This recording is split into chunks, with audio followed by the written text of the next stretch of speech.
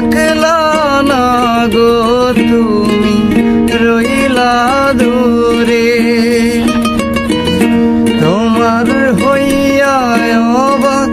যাচ্ছে না ডাকলো অচিন সুরে হাত ইশারায় ডাকে কিন্তু মুখে বলে না আমার কাছে আইলে বন্ধু আমারে পাইবা না আমার ভাঙা ঘরে ভাঙা চালা